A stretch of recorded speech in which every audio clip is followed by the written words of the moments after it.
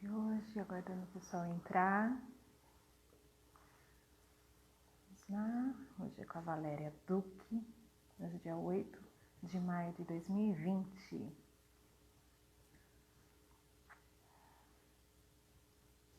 Ok.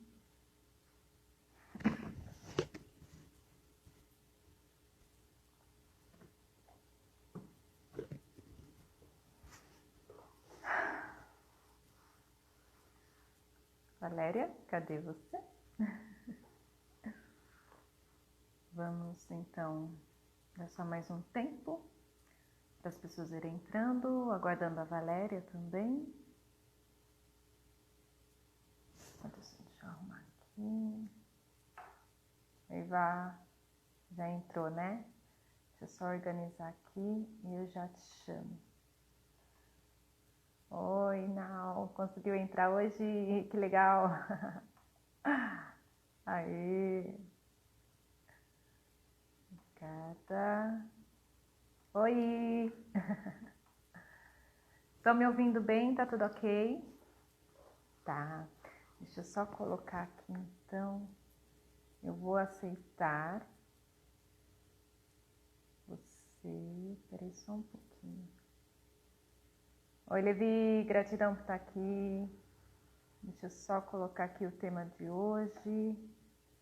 Obesidade na adolescência. Será que... Eu até coloquei uma enquete, né? Perguntando para as pessoas se elas acreditavam que tinha alguma relação, né? O excesso de peso com as emoções. 80% disseram que sim, que acreditavam. Adolescência. Vou só um minutinho que a gente já vou chamar. Aqui. Bom, quem vai estar vindo aqui com a gente é a Valéria Duque. Ela é especialista, tá? É nutricionista, a especialidade dela é justamente essa reeducação, né? Mudar a nossa mentalidade. E vai estar explicando aqui pra gente o que tem a ver, quais são as emoções que tem a ver, que estão relacionadas ao excesso de peso. Então ela vai dar o ponto de vista, vários fatores, aí explicando pra gente o que a gente precisa dar importância, o que a gente precisa prestar atenção. Então eu convidei a Valéria para explicar isso para a gente e o quanto isso pode estar prejudicando os nossos filhos, os adolescentes e até mesmo as crianças menores, né? Então, Valéria, vou te... Bom, já dei ok, tá? Quando você puder entrar, já entra, tá? Aí, gratidão. Bem-vinda, Olá! Val. Tudo Muito bom? feliz de você ter aceito, tá, esse convite. E eu já acompanho o seu trabalho há muito tempo. E eu sei o quanto você vai contribuir aqui com a gente para estar falando sobre essas emoções que estão relacionadas e que acaba desequilibrando tanto as pessoas que isso vai se transformando em excesso de peso, né? Ela vai acumulando aquilo, mas você é a melhor pessoa para estar explicando sobre isso. Primeiro se apresenta, por favor, para a galera aí. Primeiro eu queria saber se vocês estão me ouvindo bem, se o áudio tá legal. Confirma pra mim. Eu tô. Tá? Tá ok. Tá tudo bem, galera? Vai dando ok. Não tá dando retorno. Eu tive umas lives aqui que ficou dando retorno, ficou dando eco. Então eu queria primeiro confirmar se o som tá legal, se tá todo mundo conseguindo me ouvir bem. Beleza, então. Então, primeiramente, Marcinha, eu que agradeço aqui pelo convite. É um prazer estar falando sobre esse assunto aqui com vocês. Me chamo Valéria Duque Estrada. De formação, eu sou nutricionista há mais de 20 anos. Vai fazer... Eu me formei em 99, a gente está em 2020, 21 anos, né? De formada já. E Quase só nada, que assim... né? Quase nada. É que não parece. Mas, na verdade, assim, eu hoje não atuo mais como nutricionista propriamente dita, né? Aquela pessoa que calcula dieta, que faz isso tudo. Por quê? Alguns anos atrás, há cerca de uns 4 ou 5 anos atrás, eu já estava, assim, extremamente incomodada de perceber que eu fazia tinha uma trabalheira absurda para poder fazer um plano alimentar adequado para a pessoa, e a pessoa pegava aquele plano alimentar lindo e maravilhoso, que eu levei horas para fazer, e botava aquele trem dentro da gaveta. E não fazia, não seguia a dieta. Aquilo começou a me incomodar de um jeito que eu falei, não é possível. Eu preciso encontrar uma outra maneira de ajudar as pessoas a emagrecer. E foi ali quando eu comecei a me interessar e estudar sobre o comportamento humano, sobre o desenvolvimento pessoal, sobre as emoções, né? E foi ali que eu entendi que de nada adiantaria eu fazer um plano alimentar lindo de morrer se a pessoa não estivesse bem emocionalmente, se eu não entendesse o que dentro dela faz ela escolher o alimento que vai fazer mal a ela, faz ela decidir não levantar e não fazer atividade física, né? Então, o que leva as pessoas a terem os hábitos que ela tem hoje? Então, eu procurei me especializar nessa área, estudei bastante, neurociência também, para entender o comportamento do ser humano, né? E poder de verdade ajudar essas pessoas. E depois que eu comecei a implementar isso nos meus atendimentos, eu vi que não fazia o menor sentido continuar fazendo cálculo de dieta como eu fazia antes, porque se você for parar para observar, até a galera que está aqui com a gente, se a gente for perguntar assim, o que você deve evitar comer para não engordar, né? E aí, cara, a galera vai vir com uma lista de coisas aqui. Eu tenho que cortar refrigerante, eu devo evitar comer massa, pão, carboidrato, tudo, cara. A mídia hoje é muito rica com informação gratuita, né? A gente tem revistas baratinhas, a gente tem programas de TV, a gente tem um monte de informação na rede social. A rede social hoje traz essa facilidade, né, de pesquisa, de conceito. Então, o grande lance não é a pessoa saber o que ela tem que comer, porque eu tenho certeza absoluta que todo mundo que está acima do peso sabe o que ela tem que comer. Ela só não consegue seguir, né? Esse é o grande tchan da coisa. A dificuldade, né, até sabe o que precisa ser feito, mas o desânimo é maior, né? E aí fica com aquela coisa, algumas crenças, né, que a gente chama, de tipo, mas eu preciso fazer isso agora, depois eu vou fazer a caminhada, ou depois amanhã, a maldita segunda-feira, segunda-feira eu começo, e aí vai protelando. Val, não sei se tem alguém aí perto de você. Tem alguém aí junto com você? Porque eu tô ouvindo uma outra voz além de tem hora tem sim. Tem? Tá. Mas tá atrapalhando? Você consegue ouvir bem? Então, tem hora que não dá para entender direito o que você tá falando, porque a voz, eu acho que é um homem, sobressai um pouco. Entendi. Estranho, porque assim, é um escritório, né? Mas tá lá do outro lado. Tá conversando também no telefone. Então, acho que é o meu fone, tá? De repente é o seu fone que tá alto. Mas vamos lá. Então, eu comecei a focar nessa parte de emoções, né, de comportamento, e de lá para cá eu venho fazendo basicamente isso, né? Eu até nos meus atendimentos, né, de emagrecimento, como eu sou nutricionista, eu até dou como bônus ali, como anexo, como um extra, uma orientação do que escolher, de quais alimentos são bacana, quais não são, mas o principal mesmo, o foco do meu trabalho é voltado para a parte comportamental, emocional, entender o que está por dentro que leva as pessoas a tomar as decisões que tomam, né? Sim. É isso que eu faço hoje. Legal, e foi justamente por isso que eu te chamei aqui. Para mostrar, para a gente falar um pouquinho mais sobre essas emoções, entendeu? O que acontece com a gente. Então, assim, a gente tem um ponto, a visão, na verdade, do adulto já, né? Só que se a gente puxar para essa fase da adolescência, então já envolve mais coisas ainda. Como, por exemplo, a gente já sabe que na adolescência é o momento em que é a transformação do corpo. Aí tem não só o corpo, tem toda a parte hormonal. Então, tudo isso já acarreta naturalmente para o adolescente algumas confusões de sentimentos e emoções. Ele não está sabendo lidar com essa situação, mesmo porque ele nunca passou por isso, é tudo novo para ele, né? E aí é que está o grande perigo. Tem uns que começam a se isolar, tem outros que o comportamento, como você disse, começa a ser tão sufocante essas emoções, esses sentimentos, que ele vai procurar alguma fuga. E tem muitos adolescentes que buscam essa fuga nos alimentos, na comida, né? E aí a família fala, ai, adolescente é assim mesmo, nessa fase come muito, né? Come a geladeira inteira, se deixar, tal. Só que aí você vê que o adolescente está ali. Ele, sim, faz parte da fase de querer se alimentar mais do que o normal, por conta dessa transformação, dessa transição do seu corpo também. Mas até que ponto isso pode ser prejudicial futuramente, na fase adulta? Se ele não mudar o seu modo de pensar e o cérebro entender que essa fuga faz parte, é comum, é normal, então eu vou comer. E aí passa da fase da adolescência, e chega na fase adulta, continua com o mesmo comportamento. Quando não, na fase da adolescência, já começa a desencadear aí vários outros sintomas, né? Então a gente tem que trazer aí a preocupação, justamente, não só ressaltando aqui, galera, que a gente não está preocupado com a estética, porque eu vejo muitas pessoas, independente da idade, acima do seu peso, considerado que seria o ideal pela sua altura, sua estatura, só que são muito bem resolvidas e está tudo bem com elas. Aí é uma questão de saúde. Será que a sua parte da saúde está tudo ok?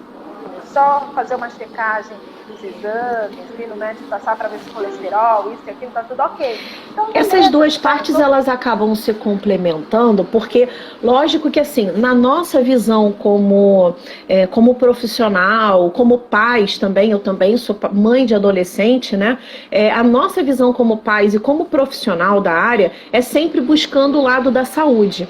Só que assim, o lado da estética, ele também prejudica o lado saudável do adolescente, porque aí entra na questão do bullying. Essa pessoa, ela começa a cair no não pertencimento, principalmente se os amigos ali são mais magros. Ele começa a ser apontado, começa a ganhar um monte de apelido que não gosta na escola, né? E isso vai agravando cada vez mais o processo. A criança, o adolescente, ele passa a comer cada vez mais. Quanto mais ele é diferenciado dos colegas, né? Se ele tá no meio de colegas que são todos gordinhos, isso não é o que vai afligir ele. Ele vai até se sentir confortável de pertencer a um grupo que todo mundo é gordinho, né? Agora, se a maioria dos amigos dele não está acima do peso, é fato que ele vai sofrer bullying ali, né? Vão fazer piadinhas, e é uma coisa que assim, por mais que hoje em dia bullying seja uma coisa muito mais amplamente divulgada, na nossa infância não existia isso. Na nossa infância as piadinhas eram comuns e a gente aceitava, né? Porque não tinha muito o que fazer. Mas hoje em dia já existe uma informação maior, uma cultura maior. Então assim, entre nós adultos temos essa percepção. Mas entre eles, eu não tenho essa percepção de que entre eles isso é tão claro assim. Por mais que eles saibam o que é fazer um bullying, mas eles continuam fazendo.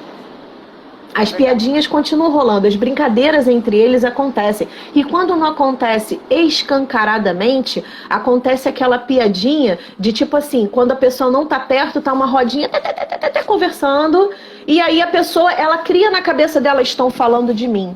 Estão falando de mim porque estou gordo ou porque estou gorda, né? Então, assim, já cria uma situação ali. Me diz uma coisa, o seu público aqui que te assiste, ele é mais de pais ou é mais dos adolescentes propriamente dito? Eu sei que é misto, mas o que costuma predominar? Tem mais pais, mais adultos, pais mesmo, que tem. Não necessariamente são pais, tem muitos adultos mesmo, mas que gostam de acompanhar as informações que eu trago, por conta de ser netos, sobrinhos, afilhados, até mesmo irmãos. Sim. Deixa só eu te pedir uma coisa. Eu vi que você colocou o tema da live, mas acabou, não sei, por alguma razão não fixou. Se você conseguisse colocar de novo aqui... Eu não consegui fixar, eu não sei porquê. Vê se você consegue de novo, porque a galera que chega fica um pouco perdida sem saber do que a gente está falando, né? E para quem chegou aqui agora, sejam bem-vindos. A gente está falando sobre a obesidade na adolescência. Bom, a primeira coisa que eu quero deixar claro aqui, que tem a ver com essa questão emocional, é a seguinte: a origem, né, dessa questão emocional, ela é muito antiga, né? Se a gente for parar para pensar, a primeira relação de emoção com comida que a gente tem é assim que a gente nasce, né? A gente, bebezinho, tá lá mamando no peito da mãe. O que todo mundo fala? O que é amamentar? Qual é a frase que todo mundo conhece? O que é amamentação? É um ato de amor. Não é assim que a gente fala? E de verdade é. Então, alimentar o filho naquele momento é dar amor. Então, existe uma conexão já no primeiro momento de vida que relaciona sentimento, emoção à comida. Então, esse é um ponto, tá? Aí, lá naquela primeira infância, a gente já cria esse vínculo, né, do amor com a comida. E o que acontece? Ao longo, né, do que essa criança vai evoluindo, vai chegando até a adolescência, ela pode passar por N situações na vida dela e que a comida pode envolvê-la de uma forma que vá prejudicar no peso. Exemplo. Existem vários sabotadores do emagrecimento, tá? E dentre eles, um que é muito forte para essa fase, né, de adolescência é o perdas na infância. O que acontece? Às vezes a criança perdeu um pai, uma mãe, uma avó, alguém que tinha um convívio, um laço afetivo muito grande. Não precisa nem ser do sangue direto, às vezes é a babá que cuidava e a babá morreu, sei lá, sabe? Então, assim, a criança tinha um laço afetivo muito forte com uma pessoa em específico e essa pessoa morreu. Ou os pais se separaram. E aí houve um afastamento, uma ruptura da convivência. Ou nasceu um irmão mais novo. E aí, quando nasce um irmão mais novo, é natural que os pais voltem a atenção mais presente para a criança que acabou de nascer. Porque a mais velha, ela vai criando independência com o passar do tempo. E as mais novas são muito mais dependentes, né? Então, isso é uma ação natural que todos os pais fazem. Não que eles estejam errados, é natural, né? E é involuntário nosso. Então, essas situações são exemplos que geram nessa criança essa sensação de perda. E toda perda, ela vai ser compensada com um prazer. Né? A gente usa a comida como compensação. A gente deveria usar a comida como nutrição do corpo. Mas na grande maioria das vezes a gente usa a comida como nutrição da alma, para compensação de algum buraco emocional. E essas três situações que eu coloquei aqui, que representam esse sabotador, que é o perdas na infância, né? São três exemplos diferentes dentro de um mesmo sabotador e que envolve muitos adolescentes que eu vejo, eles fazem com que essas crianças, nessa perda, comecem a comer para compensar aquela ausência. Vou comer porque a comida afaga. Comida, quando a gente come, especialmente quando a gente come alimentos ricos em carboidrato, a gente produz determinados hormônios que aumentam a nossa sensação de bem-estar. Então, quando a gente come, por um momento, por um instante pequeno, a gente se sente bem. Quando a gente come uma coisa que a gente gosta, a gente se sente bem. Então, é muito comum a gente usar a comida como compensação. A gente vai falar mais sobre compensação ao longo da live, mas dentro desse aspecto da perda, ele vai compensar a ausência daqueles pais, né, ou na separação, ou porque teve a perda, ou porque o pai foi dar atenção para o irmão mais novo, e na cabeça daquela criança, na cabeça dela, ela cria uma verdade na cabeça dela, assim: o meu pai não me ama mais, ele só ama o meu irmão. Está me trocando pelo meu irmão mais novo. Porque toda a atenção que eu tinha, que era exclusiva só pra mim, agora eu não tenho mais essa atenção. Agora essa atenção exclusiva é dele. Eu fiquei em segundo plano, né? Você falou alguma coisa, que muitas famílias eu vejo, e a minha própria família fazia muito isso, quando a minha filha nasceu, o Felipe, né? E aí quando ele estava com 3 aninhos, a Isabela nasceu. E na gravidez, alguns familiares já viam e falavam assim pro Felipe: ah, você vai perder seu trono. Então, olha só, essas frases que muitos ficam falando, vai alimentando e vai fazendo com que isso se torne cada vez mais verdade. Mesmo que os pais tomem todo o cuidado, tá o equilíbrio ali, dividindo a atenção, mas são pequenas coisas que ficam ali, ó, falando, isso vai alimentando na criança. E aí, conforme ele vai crescendo de forma inconsciente, isso vai virando essa verdade aí que você disse, né? Verdade.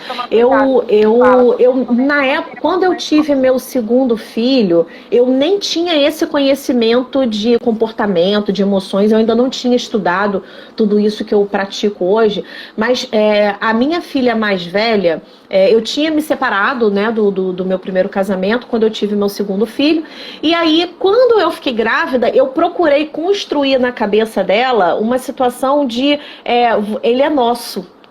Olha o nosso bebê, o seu irmão, você também é responsável por ele.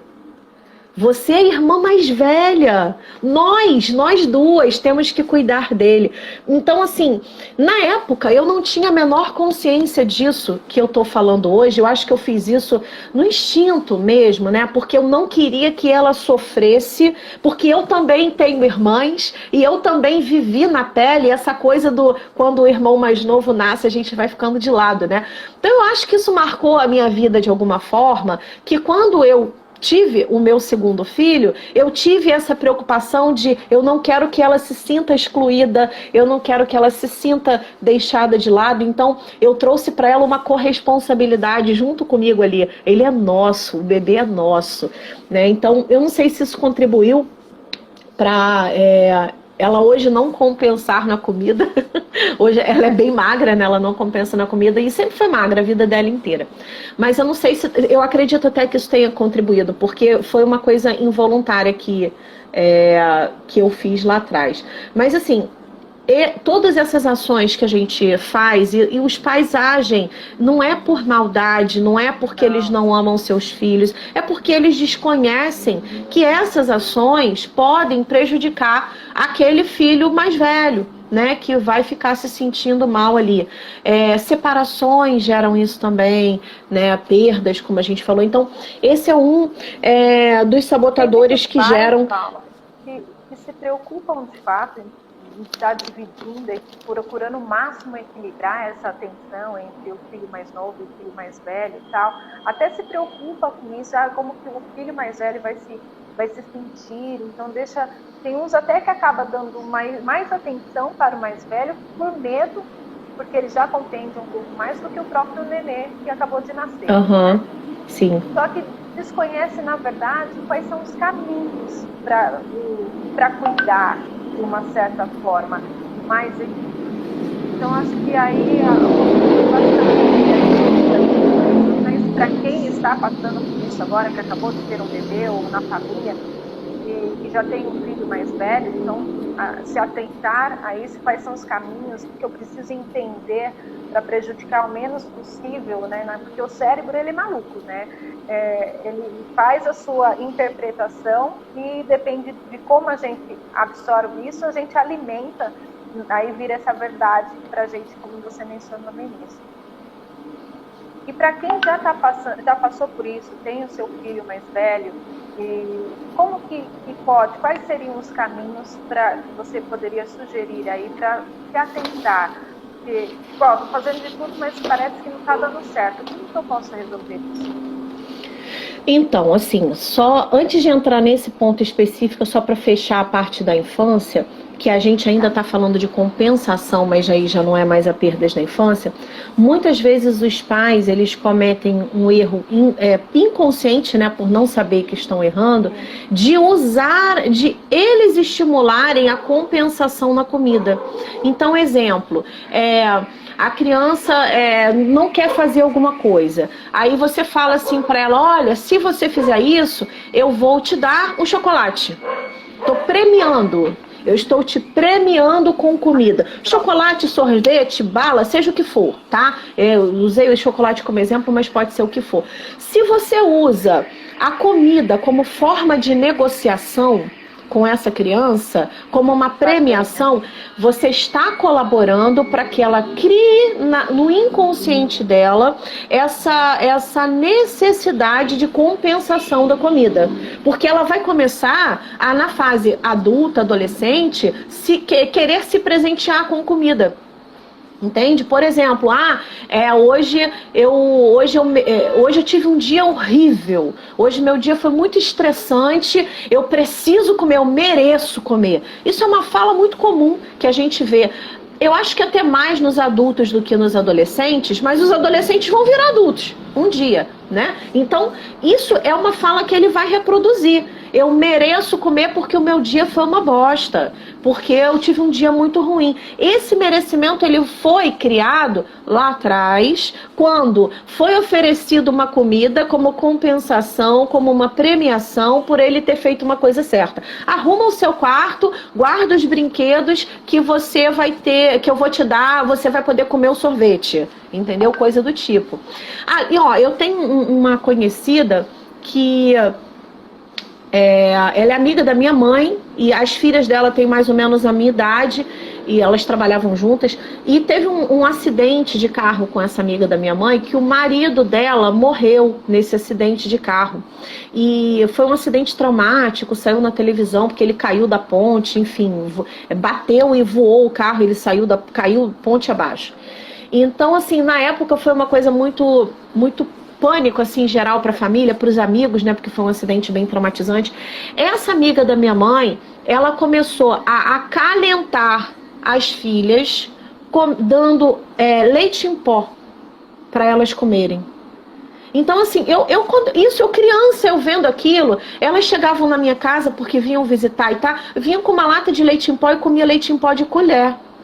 Aí uma vez eu perguntei, é muito louco, né? Mas uma vez eu perguntei, eu falei, por que elas estão comendo leite em pó na colher? Porque na minha cabeça aquilo não fazia o menor sentido. Eu criança, né? Na minha cabeça aquilo não fazia o menor sentido. Aí essa amiga da minha mãe me deu a seguinte resposta, isso ó, anos atrás. É porque elas sentem muita falta do pai. E elas gostam muito de comer o leite em pó. Então, eu não quero que elas fiquem tristes, eu deixo elas comer o que elas quiserem. Olha a outra forma de compensação. Exatamente. Então, qual é a tendência dessas crianças, desses adolescentes se tornarem obesos? É muito grande, né? Agora, um outro ponto muito importante, Marcinha, é o seguinte, né? O que torna o adolescente obeso pode ter causas lá na infância como essas que eu falei, né, e que aí já não tem muito o que consertar do que passou, a gente tem que consertar daqui por diante, mas muitas vezes um dos pontos que torna o adolescente obeso é o hábito alimentar familiar. É o que ele encontra dentro de casa. Então, assim, se o pai e a mãe comem um monte de besteira, tomam refrigerante, e como é que eles têm moral para falar pro filho, não, você não pode comer. Só eu que posso. Você não pode comer. Isso não vai acontecer. Esse filho vai comer também. Se você for observar, não é 100% dos casos, mas uma grande maioria dos adolescentes obesos, os pais também não estão dentro do peso, porque vem de hábito alimentar em casa. Então, a preocupação com o filho... A criança ou o adolescente entende que isso é comum, né? É normal. Sim, não é um adolescente que vai fazer compra, né? Nenhum pai entrega o cartão de crédito na mão do filho e fala assim, meu filho, vai lá fazer as compras de mês. Quem faz isso é o pai e a mãe. Então é ele que está escolhendo o que ele está deixando à disposição do filho para ele comer, né?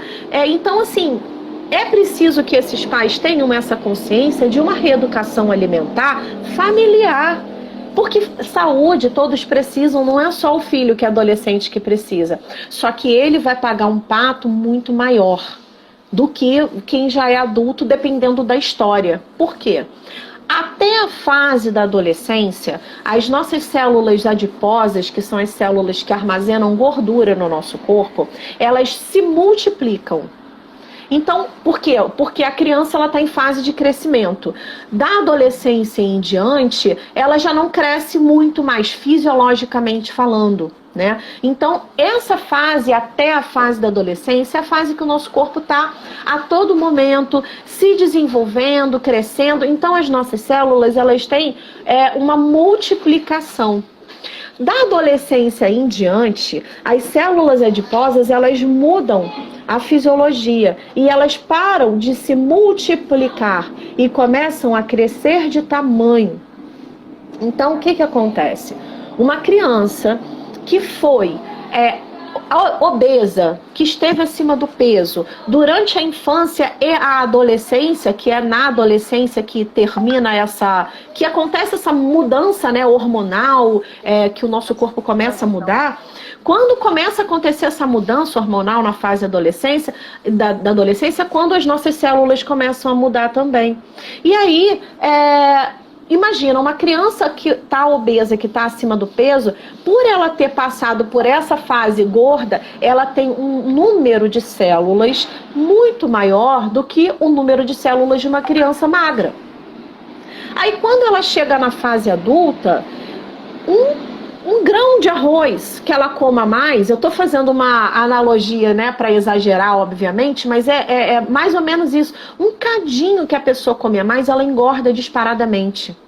Então, todo adulto, toda criança e adolescente que foi obeso, que esteve acima do peso, que teve uma alimentação irregular durante esse período até a adolescência, a vida adulta dela vai ser marcada por muita dificuldade de emagrecer. Por quê? Ela tem muito mais células do que as outras pessoas. Né? E a gente fala aí de trilhões de células, mas imagina, estou chutando aqui porque eu não me lembro de cabeça quantas células, eu já até estudei isso na faculdade, mas estou formada há 20 anos, eu não lembro mais. Vamos chutar aqui que seja, sei lá, 10 trilhões de células que um ser humano normal tenha, né? Um adolescente tenha. Um adolescente obeso vai ter aí 30, 40 trilhões de células. Aí imagina na fase adulta, 30, 40 trilhões de células engordando. É uma disparidade, entendeu? E essa pessoa ela vai passar o resto da vida brigando com a balança. Estaria correto se eu disser que isso tem a ver com a memória da célula, então? Sim.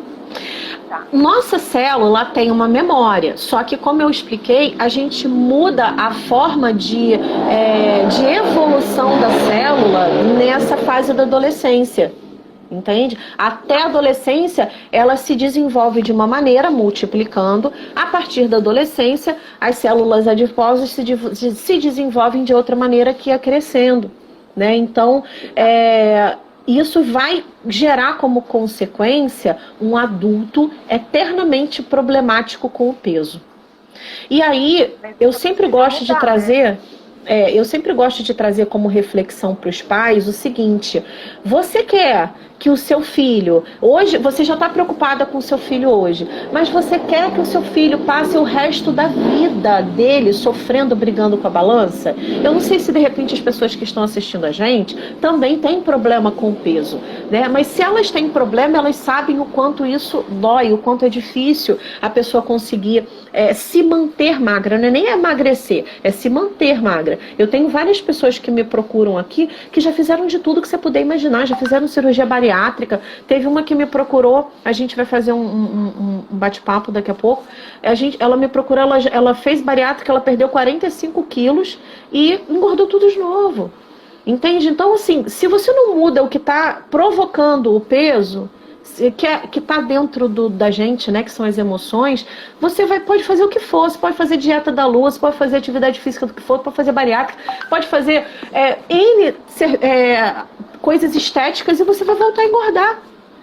Porque você não está mudando a causa. Você tem que atacar a raiz do problema, que está nas emoções. E cada pessoa tem uma história diferente, viveu uma coisa diferente. Então é preciso entender o que dentro dessa história que está fazendo com que essa pessoa se comporte dessa forma. Tem muito adolescente também... né? Tem muito adolescente também que come para chamar a atenção dos pais. Por quê? Tem um relacionamento complicado com os pais e os pais vivem brigando com esse adolescente para ele se alimentar melhor, para ele emagrecer. Não é nem para se alimentar melhor. Normalmente os pais criticam os filhos deles estarem gordos. Eles não estimulam uma alimentação mais saudável dentro de casa, né? Que é aí o grande ponto, aquilo que eu estava falando da reeducação familiar como um todo. Mas ele vai lá e critica o filho: você está muito gordo, você tem que parar de comer essas besteiras, e que isso, que aquilo. Mas da onde que essa criança está tirando essa besteira para comer? O pai está botando dentro de casa.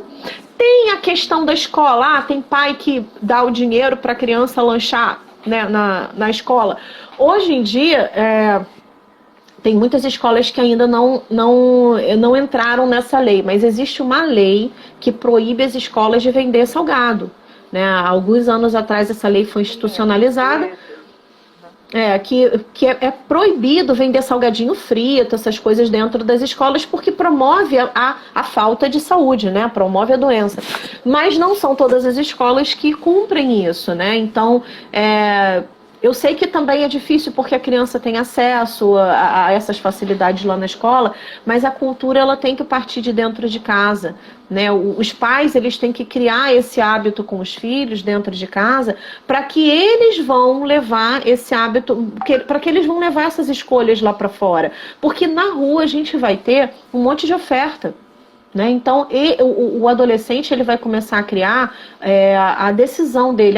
Eu escolho isso, eu escolho aquilo outro. Essas escolhas elas estão pautadas na educação que eles tiveram em casa. Então, sempre é muito importante essa situação, né? Porque muitos deles comem errado para engordar porque estão com crise de relacionamento com os pais. Querem chamar atenção, né? Inconscientemente. Tem casos também de adolescentes que engordam por exemplo, um dos sabotadores do emagrecimento é a fuga da beleza. Isso é muito comum com mulheres, tá? Com adolescentes meninas. É mais comum, não é que homem não tenha, não é que menino não tenha, mas eu vejo muito mais presente nas meninas, nas adolescentes meninas obesas. O que acontece? Às vezes a mãe passou por uma situação, tipo, foi traída, sofreu muito, apanhou em casa do pai, alguma situação que gerou um trauma de relacionamento com essa criança. Não a criança ter o relacionamento, mas a criança traumatizou de ver o relacionamento ruim da mãe com o homem, com o parceiro. Seja ele o pai ou não, tá? E aí, na cabeça dela, ela pensa assim, eu não quero ter um parceiro. Eu não quero ser atraente. Eu não quero namorar. Eu não quero nada disso porque homem faz sofrer. Eu vi o quanto a minha mãe sofreu. Ela compra, por amor à mãe, ela compra a dor da mãe. Isso tudo é inconsciente. A adolescente, ela não tem noção disso. Mas isso tudo é inconsciente. Aí ela, por amor à mãe, ela compra a dor da mãe, toma pra ela e ela fala, eu não quero sentir essa dor. E aí o que ela faz? Ela engorda, ela come inconscientemente para engordar, porque ela gorda, na cabeça dela, ela não vai ser atraente. Ela não vai chamar a atenção dos caras. Entendeu? Então, existem N situações que podem levar esses adolescentes a estarem comendo em excesso, né? Mas tudo bem, já estão, né? É importante esses pais terem um apoio de um profissional que consiga identificar o que está levando esses adolescentes a terem esse comportamento. Eu acredito que com todo o trabalho que você está fazendo, você já está ajudando esse seu público, a sua galera, a conseguir identificar essas emoções, essas dores internas, né, que é a sua especialidade. E isso é muito importante, né? Porque a melhor maneira que a gente tem de ajudar os nossos filhos é a gente conseguindo entender o que está por dentro das emoções para poder interferir naquele ponto especificamente, né? Então, assim, se foi uma situação de perda de infância, com um daqueles casos que eu citei, né, aqui para você, é preciso trabalhar essa perda. Se não trabalhar essa perda, essa emoção da perda, essa comida sempre vai ficar sendo utilizada como compensação. E aí esse adolescente vai ter muita dificuldade de emagrecer. Se for qualquer outro sabotador, né, que esteja predominando aí, se não for trabalhar aquele ponto, aquela emoção especificamente, esse adolescente ele vai ter muita dificuldade de emagrecer. Porque como eu sempre dou um exemplo assim, imagina que o seu filho está com febre, né? E aí você, o que nós pais fazemos? A criança teve febre, o que a gente faz? A gente dá um antitérmico. De cara, né? Primeira coisa, todo pai tem a sua cestinha de remedinhos em casa, a gente pega e dá um antitérmico. Aí no segundo dia ainda tá com febre, você já fica mais preocupado, mas você continua dando antitérmico. No terceiro dia de febre, o que a gente faz? A gente parte pro médico.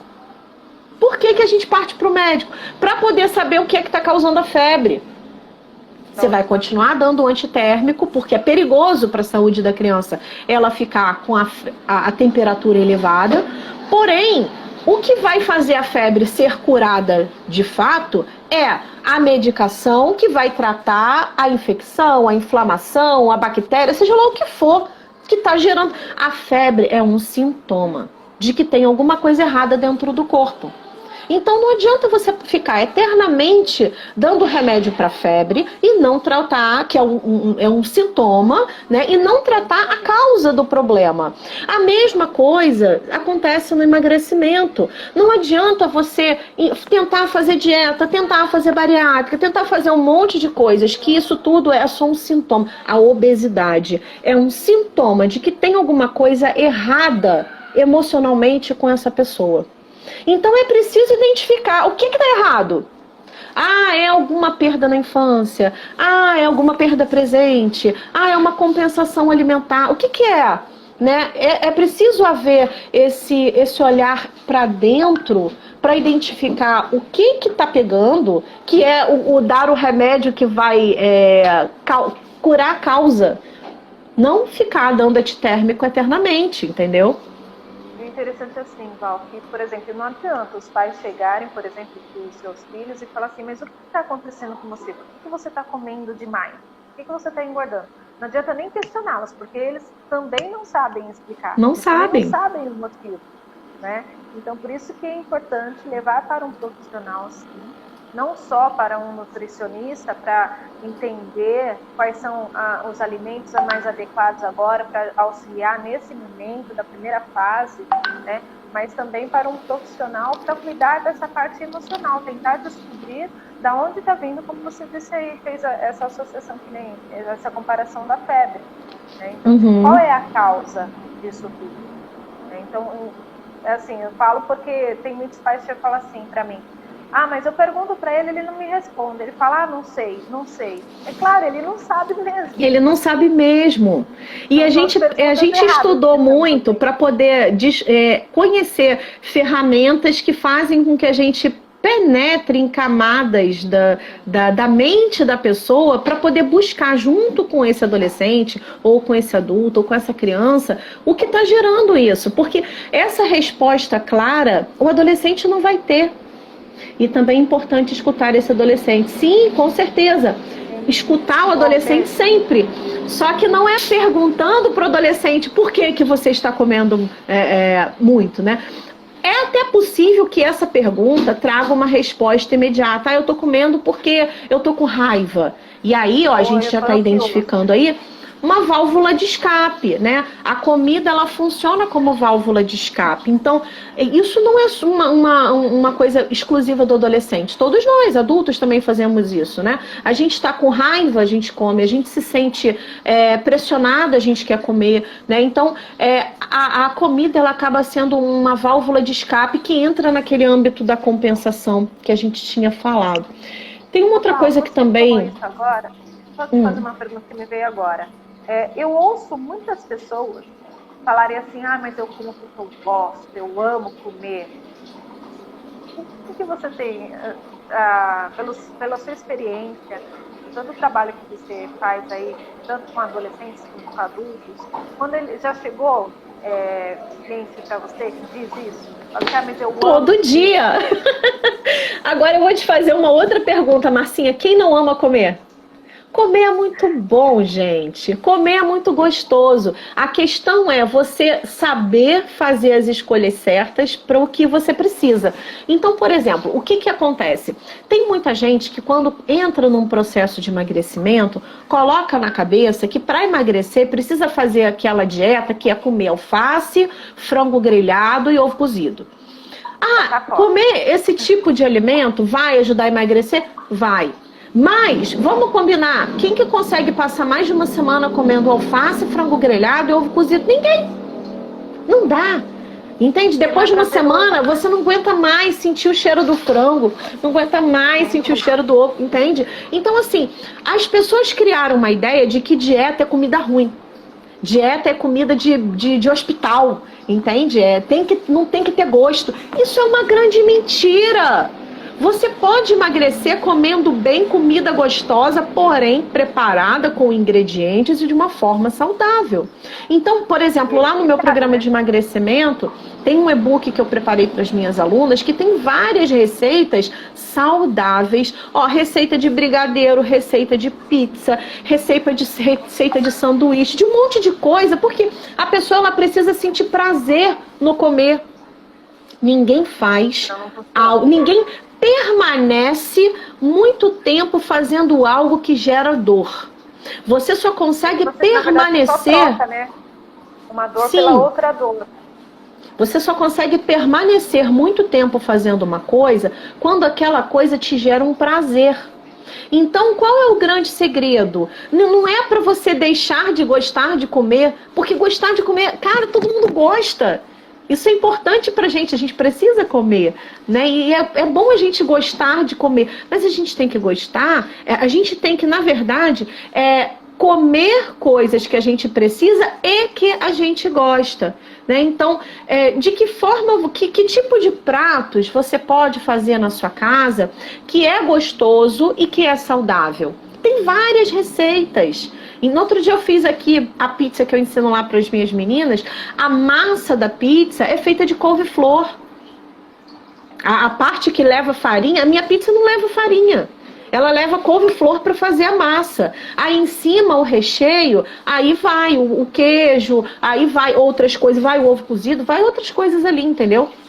Mas eu tirei a farinha da receita. E a pizza fica maravilhosa. Então, assim, você não precisa ficar comendo coisa ruim para poder... Ruim que eu digo assim, ruim no sentido de paladar, né? Daquela coisa que você... Ai, tem que comer. Ai, tem que comer isso. Tô de dieta, que saco, tem que comer isso aí.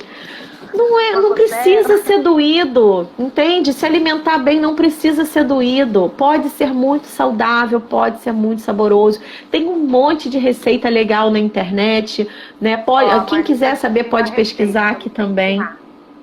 Ó, lá no meu perfil, aqui no meu perfil Mentalidade, eu acho que eu já fiz um post com essa receita. Se eu não me engano, já tem um post com essa receita. Mas se não tiver, depois eu vou até dar uma olhada para ver se eu já publiquei essa receita da pizza. Porque essa eu compartilho sempre lá. Essa é a que a galera mais gosta. Porque pizza é universal, né? Quem não gosta de pizza? Pizza é muito bom. Você fazer uma pizza, jantar uma pizza no final de semana com a família, é gostoso, reúne as pessoas, né? E assim, o importante é você usar ingredientes bons, preparos saudáveis, né? Para isso aí. E quando o adolescente ele está naquela fase que ele só quer doce, ele já tem essa tendência grande a desenvolver a obesidade, sabe, ganhar peso com facilidade, mas ele só quer doce. Ele vai comer, mesmo assim que seja, não gosto de coxinha, não gosto disso, não gosto daquilo. Mas se vai aparecer com bolo, brigadeiro, só quer comer isso, entendeu? Então, como que a gente pode o açúcar isso? Mas o que tem alguma coisa do açúcar que estimula e vai trazendo essas sensações de prazer? Tem isso? Eu vou falar dois aspectos a respeito disso. Existe um suplemento que pode ajudar a diminuir a necessidade do açúcar. Esse suplemento se chama picolinato de cromo.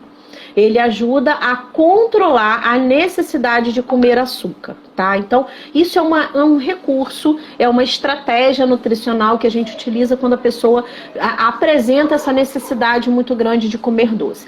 Porém, eu acho que tem uma coisa que é muito mais importante do que isso. O doce, ele vem contrapondo o amargo. O que é isso? Quando a nossa vida está amarga demais, a gente precisa adocicar a vida.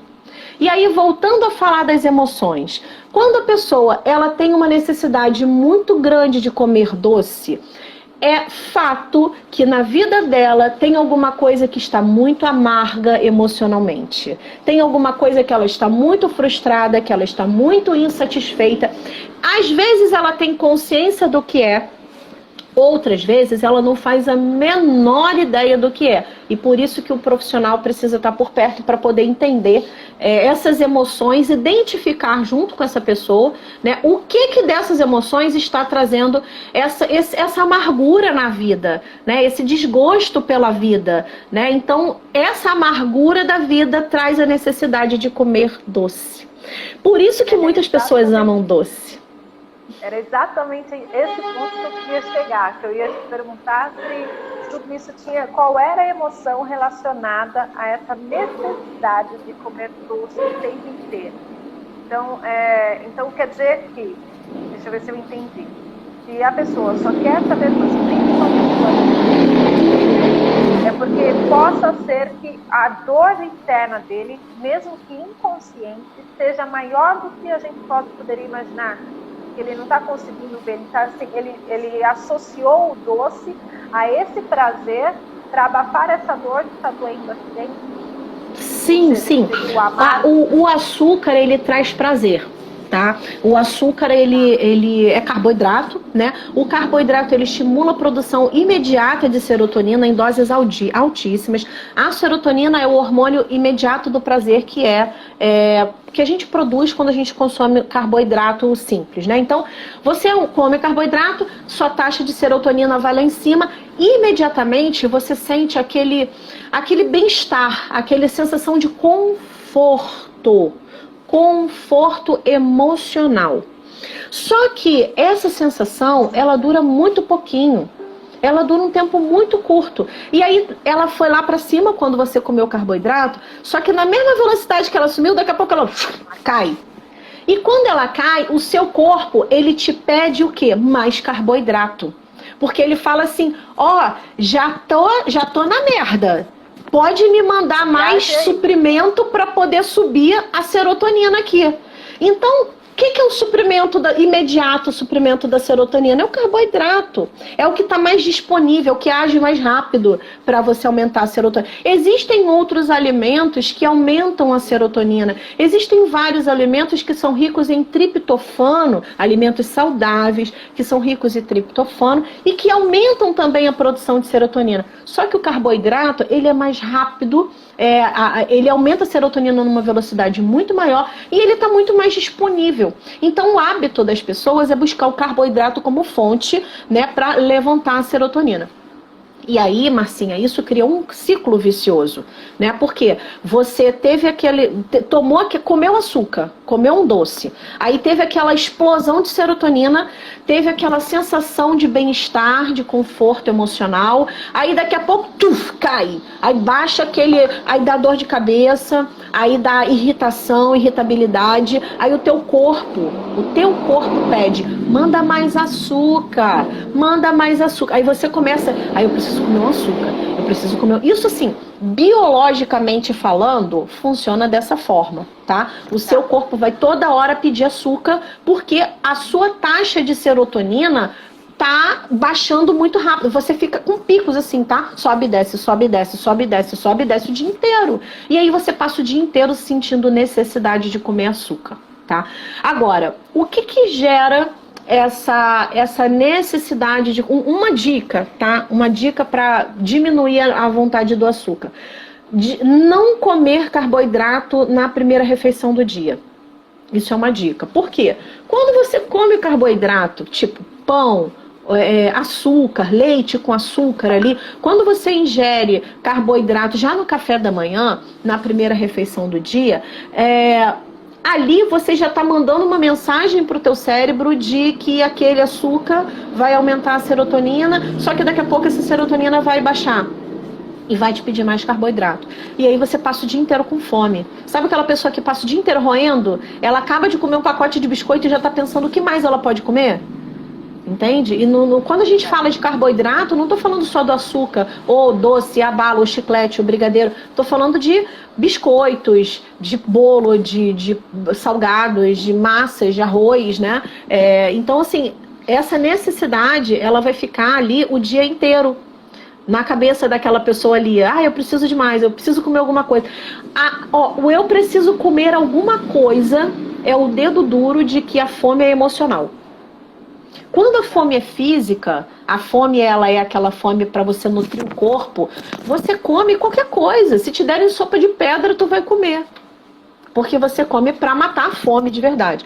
Quando você tem uma fome específica, eu tô com uma vontade de comer um pãozinho quentinho, eu tô com uma vontade de comer uma pizza, vontade de comer, fome emocional. Vontade de comer para suprir algum buraco emocional na tua vida que não está bem resolvido para você, que às vezes você pode até saber que existe algum problema na tua vida, mas não sabe como lidar, e às vezes você pode nem identificar. Tem pessoa que chega para mim e fala assim: Val, eu tenho tudo para ser feliz, eu não sei por que eu fico assim.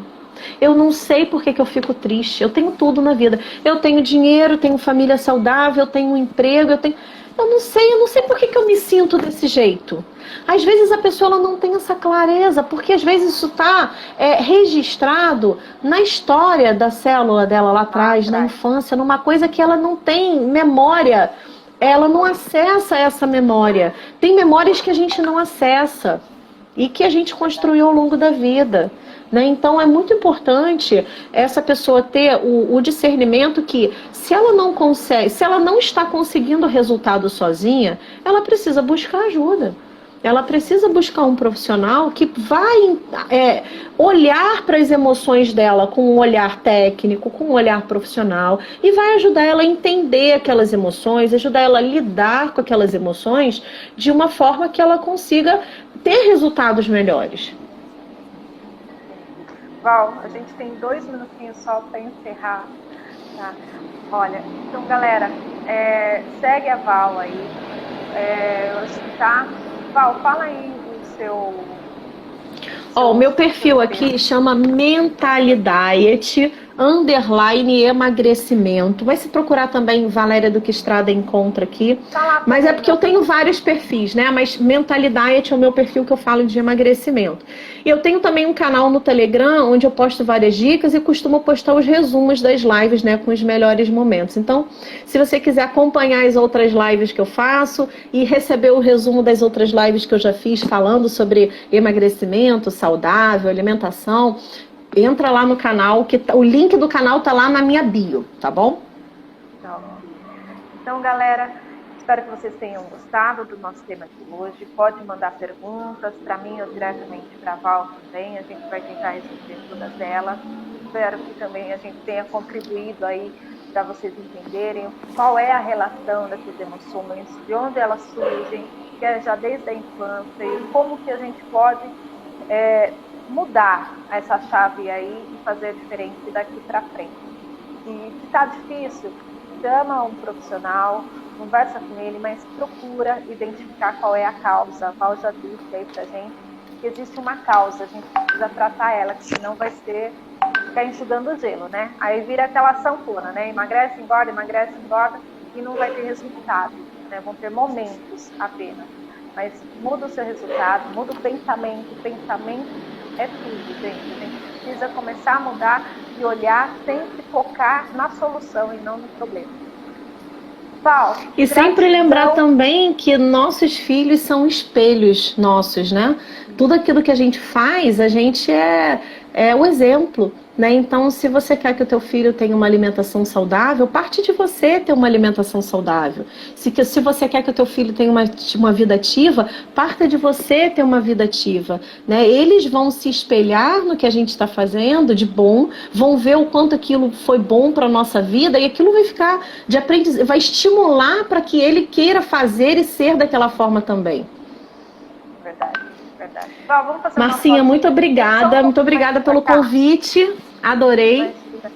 Vem só um pouquinho mais para cá, para sua esquerda, isso, mais um pouquinho. Aqui? Isso, é porque tá as mensagens na frente, tá lá, Luizão? Aê. Eu que agradeço, Val. Grande beijo, até um próximo tema. E se você curtiu, gostou, galera, compartilha aí e segue a Val. E quem é da Val pode estar me seguindo também. Vamos levar informações aí para todos vocês da melhor forma possível, para a gente começar a fazer diferente de hoje em diante. Então, o que foi com já certeza. foi, não tem mais como mudar, mas a gente pode fazer diferente daqui para frente, tá bom? Com certeza. Gratidão. Beijo. Tchau, beijo. Até mais, até a próxima, gente. Obrigada por até a próxima. Aqui com a gente, tá? Até.